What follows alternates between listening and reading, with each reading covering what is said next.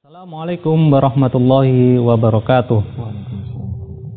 Pemirsa, kita kembali dalam acara rubrik konsultasi syariah bersama Ustadz Aminur Bait.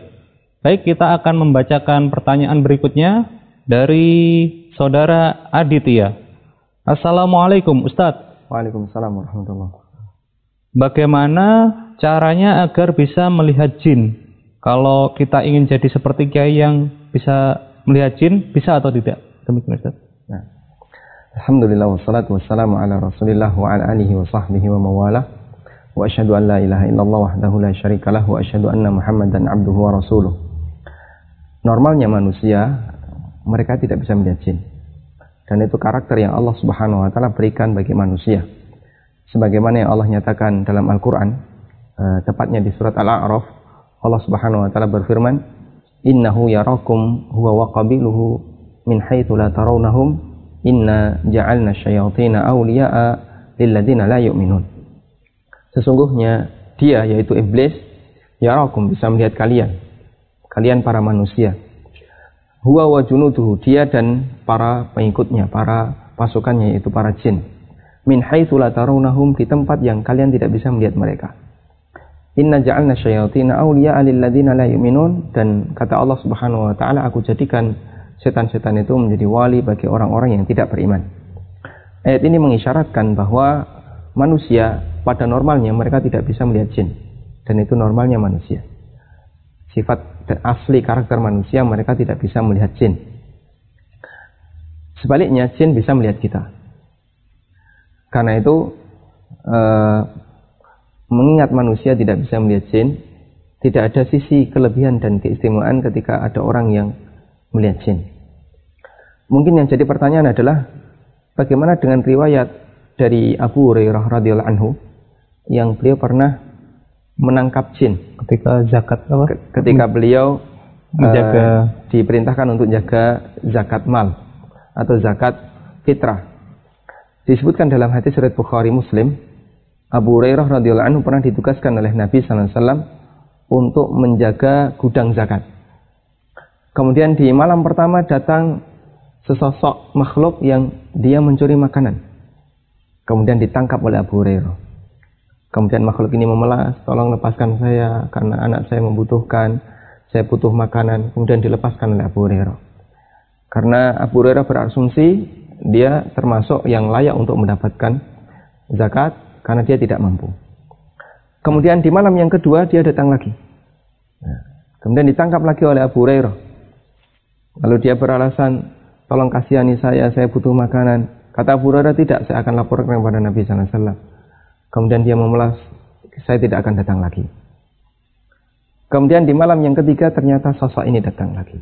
Lalu ditangkap oleh Abu Hurairah radhiyallahu anhu, dan kali ini kata Abu Hurairah, tidak ada ampun bagimu. Akan aku laporkan kepada Nabi sallallahu alaihi wasallam. Namun si sosok makhluk ini tetap memelas dan dia mengatakan kepada Abu Hurairah, maukah kutunjukkan kepadamu satu amalan yang bisa kamu baca sebelum tidur, sehingga dengan itu kamu tidak akan diganggu oleh golongan kami, yaitu golongan jin, sampai pagi. Kemudian jin ini mengajarkan ayat kursi agar dibaca sebelum tidur, dan itu salah satu di antara keistimewaan ayat kursi. Dibaca sebelum tidur akan menghalangi gangguan jin dari mulai awal malam sampai orang itu bangun tidur. Kata Al-Hafidz Ibnu Hajar rahimahullah ketika beliau menjelaskan hadis ini dalam kitabnya Fathul Bari, karena hadis ini diriwayatkan oleh Bukhari, beliau menyebutkan bahwa apa yang dialami oleh Abu Hurairah radhiyallahu anhu sampai beliau bisa menangkap jin, bahkan bisa berkomunikasi dengan jin, tentu saja beliau bisa melihat jin. Ini adalah melihat jin dalam rupa yang bukan aslinya. Artinya jin telah berubah wujud menjadi makhluk yang lain. Dan ketika itu yang ditangkap oleh Abu Hurairah seperti anak remaja yang baru mendekati balik. Namun kata Al-Hafidz Ibnu Hajar, untuk jin dengan rupa asli, kama khuliqa, sebagaimana ketika Allah menciptakannya, maka manusia tidak bisa melihatnya. Lalu Al-Hafidz Ibnu Hajar menyebutkan ayat yang tadi kita singgung, innahu yarakum huwa wa qabiluhu min haitsu la tarawnahum.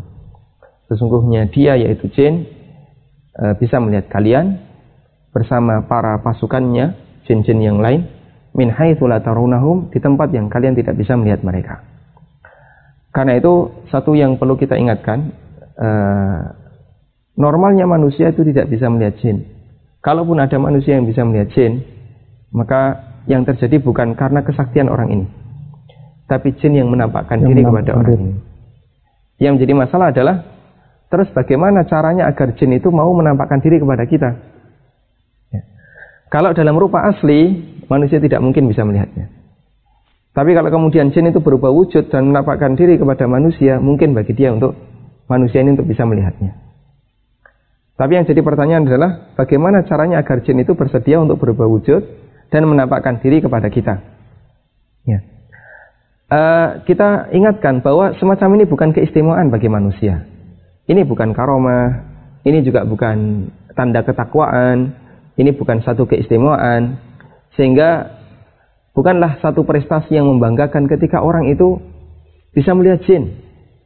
Karena jin yang menampakkan diri kepadanya bukan kemampuan dia bisa melihat jin. Manusia tidak bisa memiliki kemampuan untuk melihat jin. Tapi orang-orang itu berprasangka itu. Tapi jin yang menampakkan diri. Cuman kemudian anggapan masyarakat, wah dia sakti, orang pintar. Ya. Orang pintar karena dia bisa melihat jin. Padahal hakikatnya tidak bisa.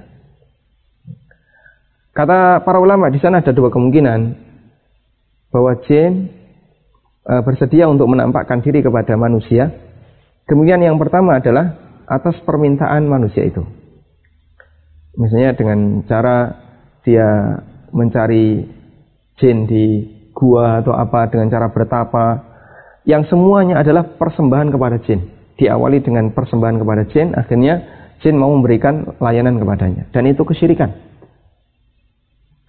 Atau kemungkinan yang kedua, ada jin yang dia saking cintanya kepada manusia, kemudian dia terkadang menampakkan dirinya kepada orang itu tanpa ada unsur keinginan dan usaha dari orang tersebut. Seperti yang dialami oleh anak kecil. Kadang anak kecil melihat jin, atau dia melihat makhluk yang tidak dilihat oleh orang lain. Orang menyebutnya ini anak indigo, punya indera keenam, padahal hakikatnya tidak. Kita tidak memiliki indera lebih dari 5. Semua manusia sama. Cuman kenapa anak ini dia bisa melihat sesuatu yang gaib? Jawabannya adalah karena ada jin yang menampakkan diri kepadanya. Meskipun si anak ini tidak ada usaha sama sekali untuk bertemu dengan jin, tapi ada jin yang suka dengan dirinya, kemudian menampakkan diri kepada dirinya. Maka kita nasihatkan kepada penanya, kita tidak perlu punya keinginan untuk bisa melihat jin, tidak ada sisi istimewanya. Justru di antara nikmat yang besar yang Allah Subhanahu wa taala berikan kepada kita adalah ketika kita tidak bisa melihat jin. Kalau kita bisa melihat jin, nanti kita akan sering melihat sesuatu yang menakutkan bagi diri kita. Karena di antara wajah yang buruk untuk dilihat adalah wajahnya jin. Allah Subhanahu wa taala menyebutkan dalam Al-Qur'an, di antara bentuk ngerinya neraka, di situ ada pohon zakum. Allah sebut ka'annaha ru'usyus syayatin. Pohon zakum itu seperti kepala setan. Artinya sesuatu yang nggak nyaman untuk dilihat, menakutkan. Dan itu nikmat dari Allah Subhanahu wa taala ketika kita tidak bisa melihat jin. Maka jangan sampai ada keinginan, wah gimana caranya bisa melihat jin? Tidak ada sisi istimewanya. Justru nanti malah semakin membuat hidup kita nggak nyaman. Menghadap ke kanan ada wajah seram, menghadap ke kiri ada wajah seram. Nanti ke depan ke belakang semuanya penuh dengan wajah seram. Bagaimana bisa merasakan hidup normal, hidup yang nyaman? Tapi alhamdulillah Allah Subhanahu wa taala membuat kita tidak bisa melihat jin, sehingga kita bisa hidup lebih nyaman. Kita bisa melihat benda-benda yang tidak menakutkan bagi kita. Wallahu a'lam. Demikian jawaban dari Ustadz Ami Nurbait. Semoga kita bisa mengambil manfaat dari tanya jawab ini. Anda bisa mengajukan pertanyaan melalui email kami di tanya@konsultasisyariah.com. Pertanyaan yang terpilih insya Allah akan kami bacakan pada video berikutnya. Demikian, wassalamualaikum warahmatullahi wabarakatuh. Waalaikumsalam warahmatullahi wabarakatuh.